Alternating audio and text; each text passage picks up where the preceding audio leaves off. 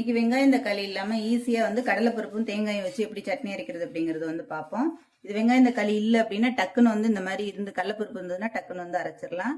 இப்போ நான் இதுக்கு வந்து ஒரு 1/4 கப்பு, அதாவது இந்த சின்ன கப்ல வந்து 1 கப்பு வந்து கடலைப்பருப்பு எடுத்திருக்கேன். ஒரு 6-7 காஞ்ச மிளகா, 1 ஸ்பூன் ஜீரகம், ஒரு 5 பல்லு பூண்டு, ஒரு சின்ன துண்டு இஞ்சி, ஒரு 1/4 மூடி வந்து தேங்காய் திருவி வச்சிருக்கேன். ஒரு சின்ன எலுமிச்சம்பழம் சைஸ்ல வந்து புளி எடுத்து வச்சிருக்கேன். இது வதக்குறதுக்கு வந்து நல்லெண்ணெய் எடுத்து வச்சிருக்கேன்.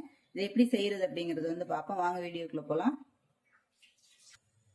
இப்போ கடாய் நல்லா காஞ்சிருச்சு.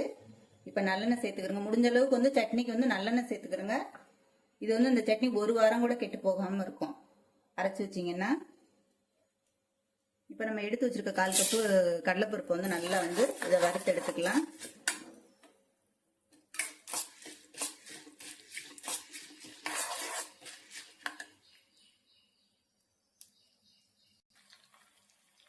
இப்போ இந்த கடலைப்பருப்பு ஓரளவுக்கு நல்லா வறுத்ததுக்கு அப்புறம் நம்ம எடுத்து வச்சிருக்க காஞ்ச மிளகாயை வந்து சேர்த்துக்கிடுவோம். காரத்துக்கு ஏற்ற மாதிரி சேர்த்துக்கிறோங்க. நான் வந்து ஒரு 8 மிளகா வந்து சேர்த்திருக்கேன். நம்ம எடுத்து வச்சிருக்க புளியை வந்து அதையும் சேர்த்துக்கிறோங்க. புளி சேர்த்துக்கிறதுனால நமக்கு வந்து சட்னி வந்து சீக்கிரமா கெட்டு போகாது. இப்போ ஒரு துண்டு, சின்ன துண்டு வந்து இஞ்சி, ஒரு 5 பல்லு பூண்டு. இப்போ இதுல வந்து ஒரு 1/2 ஸ்பூன் வந்து ஜீரகம் எடுத்து வச்சிருக்கேன். ஜீரகம் சேர்த்து பண்ணும்போது டேஸ்ட் இன்னும் நல்லா இருக்கும். இப்போ ஓரளவுக்கு நல்லா வந்து அடுப்பை வந்து சிம்ல வச்சுக்கிறோங்க. இப்போ இதெல்லாம் நல்லா வதங்கிருச்சு. அந்த எண்ணெய் சூட்லேயே வந்து நம்ம தேங்காயை போட்டு கிண்டிடணும். ரொம்ப வந்து தேங்காயை போட்டு கருக விட்டுறக்கூடாது. சும்மா டக்குன்னு செஞ்சிடலாம். நம்ம எடுத்து வச்சிருந்தோம் அப்படின்னம்னா நமக்கு வந்து ஒரு 2-3 நிமிஷத்துல வந்து சட்னி வந்து ரெடி ஆயிடும். இப்போ அடுப்பு ஆஃப் பண்ணிடுவோம். அடுப்பு ஆஃப் பண்ணிட்டு தேங்காயை வந்து அதில் அந்த ஹீட்லேயே வந்து கொட்டி கிண்டிடுங்க. இப்போ இதை உப்பு சேர்த்து இப்போ நைஸாக வந்து அரைச்சி எடுத்துக்கலாம். கொஞ்சம் ஒரு 2 நிமிஷம் ஆறட்டும். ஆறுனதுக்கு அப்புறம் இதை வந்து நம்ம வதக்கி இதை மிக்சி ஜார்ல சேர்த்து நைஸா அரைச்சி எடுத்துக்கிடுவோம். இப்போ இது நல்லா ஆறிடுச்சு.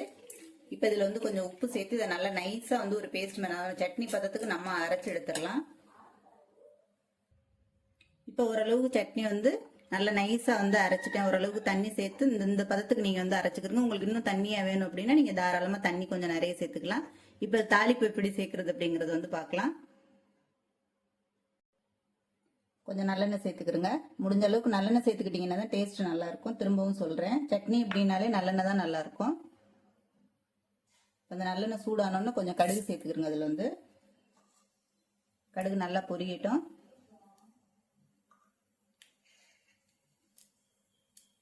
இப்போ இதுல வந்து ஒரு கொத்து கருவேப்பிலை சேர்த்துக்கலாம். நான் கொஞ்சம் பெருங்காயம் எடுத்து வச்சிருக்கேன். அந்த பெருங்காயமும் அதில் வந்து சேர்த்துக்கிறோங்க. அது அப்படியே அதை அடுப்பு ஆஃப் பண்ணிட்டு நம்ம சட்னியில் எடுத்து கொட்டிடுவோம்.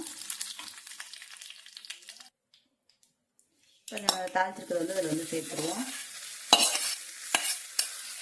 இப்போ நமக்கு வந்து கடலைப்பருப்பு சட்னி வந்து ரெடி ஆயிடுச்சு. இது வந்து இட்லி, தோசை இதுகளுக்கு வந்து டேஸ்ட் சூப்பரா இருக்கும். நம்ம புளி போடுறதுனால சட்னி வந்து கெட்டு போயிடாது சீக்கிரமா.